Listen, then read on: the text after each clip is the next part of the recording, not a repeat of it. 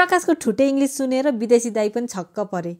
Video सुटको लागि हामी सबैजना बिहानै स्वयम्भूमा गयौँ। यो भन्दा अघिल्लो दिन चाहिँ केटाले केटीलाई सरी भन्दै बोल्न आएको खालको भिडियो सुट गरेको थियौँ भने यो दिन चाहिँ ब्रेकअप दिएर गएको खालको बनाउनु पर्ने थियो। त्यही अनुसारको लोकेसन पनि खोज्नु पर्ने थियो अनि सरहरूले खोज्दै हिँडिरहनु भएको थियो। यहाँनिर हेर्दै हुनुहुन्छ हामीले भिडियो बनाउने ठाउँमा लोकेसनमा हैन केटीको साटो बादर बसिदिरहेछ केटासँग। यो पार्कभित्र चाहिँ अब भिडियो बनाउनु पर्छ भनेर सबैजना छिरेको, तर लाइटको अरू के को प्रब्लम भएको भएर यहाँ पनि भिडियो बनिएन।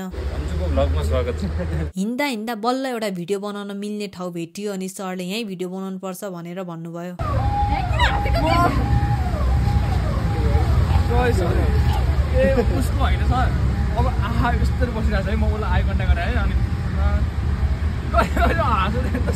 भिडियो सुट सकिसकेपछि हामी सबैजना हुल बाँधेर खाजा खानको लागि होटेलमा गयौँ अनि त्यहाँनिर चना रोटी चिया सबै अर्डर गरेर खाँदै गफ गर्दै बस्यौँ। प्रकाशलाई इङ्ग्लिस बोल्न नाइ पनि त्यो एउटा विदेशी दाइसँग इङ्ग्लिस पुरा बोल्दै बसिरहेको थियो कि दुवैजना गफ गर्दै होइन कति न कहिलेदेखिको साथी मिल्ने साथी जसरी क्या म चाहिँ हाँस्दै बसिरहेको थिएँ अनि त्यो दाइ चाहिँ बौद्ध आइसकेपछि त्यहीँ झर्नु भयो। बाई।